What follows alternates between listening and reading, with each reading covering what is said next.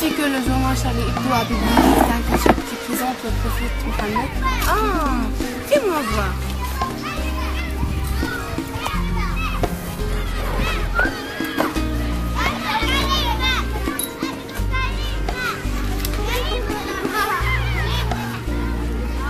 Ne t'en fais pas, Majida, car ces gens sont des ignorants. Ils ne connaissent pas vraiment qui est le prophète. C'est notre rôle de leur montrer ça. Tu as raison. C'est le prophète Mohammed que Dieu lui accorde sa grâce et sa paix. Le dernier expéditeur à mort la mission. Il était honnête et digne de confiance. Et après, il a accordé de la miséricorde aux gens. Environ 600 années après le départ du prophète Issa, les gens étaient plongés dans l'obscurité. Ils avaient oublié Dieu. Ils avaient oublié les bonnes paroles prêchées par les prophètes. On avait cessé d'adorer le Dieu aimé. Il était alors nécessaire qu'un messager vienne de la part d'Allah pour guider à nouveau l'humanité vers le chemin de la vérité. C'est alors à la Mecque que le prophète, que Dieu lui accorde sa grâce et sa paix. Très probablement le lundi 12 du mois de Rabi al-Awwal de l'année de l'éléphant. Lors de sa naissance, de plusieurs événements eurent lieu à travers le monde. Mohammed avait cultivé pendant son enfance et sa jeunesse un certain caractère et une force morale tout à fait différente des autres. Il avait de bonnes manières. Il était honnête et loyal. Aussi, les gens de la Mecque l'appelaient El-Amin ou bien le digne de confiance.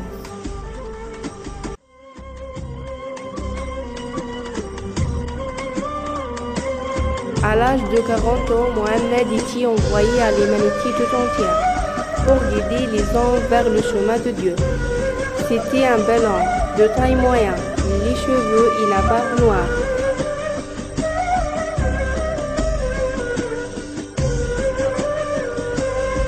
Ses paroles étaient toujours pleines de sagesse et de conseils. La gentillesse et la miséricorde de Mohammed étaient inégalables.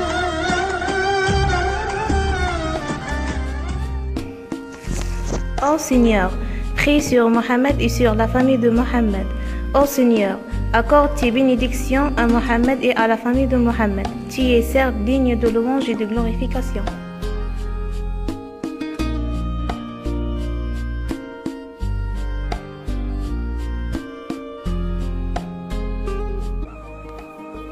Après cet événement, il y avait plusieurs célébrités qui ont choisi d'être converties en islam, telles que la cinéaste française Isabelle Matic et Malik Senospati.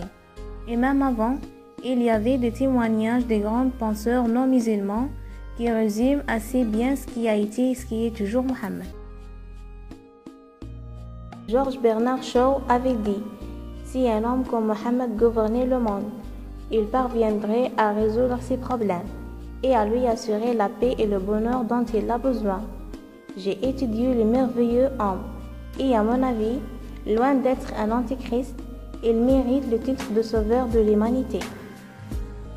Pour Gandhi, je voulais bien connaître la vie de celui qui aujourd'hui détient indiscutablement les cœurs des millions d'êtres humains.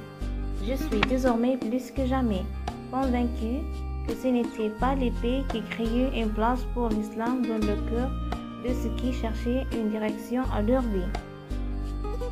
C'était cette grande humilité, cet altruisme du prophète, sa confiance absolue en Dieu et en sa propre mission. Il est impossible pour quelqu'un qui étudie la vie et le caractère du grand prophète d'Arabie, pour quelqu'un qui sait comment il enseignait et de quelle façon il vivait, d'avoir d'autres sentiments que le respect pour ce prophète prodigieux, l'un des grands messagers des lettres suprêmes. Annie Besant.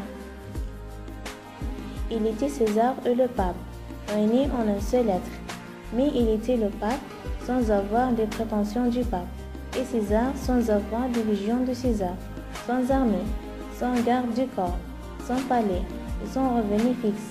S'il y a un homme qui a le droit de dire qu'il règne par la volonté divine, ce serait Mohammed, puisqu'il a tout le pouvoir sans en avoir les instruments ni le support. À la fin, nous voulons juste passer un petit message à ceux qui ont utilisé la liberté de l'expression pour justifier leurs actes. que personne n'a le droit de toucher au culte des autres et à leurs dogmes, et surtout leur dignité, au nom de la liberté. Et ce que vous avez fait n'a rien changé en nous. Par contre, il nous a donné plus de force pour suivre notre prophète, protéger notre religion et d'être des musulmans, c'est une fierté pour nous. Je suis Mohammed, je suis musulman, je suis fier.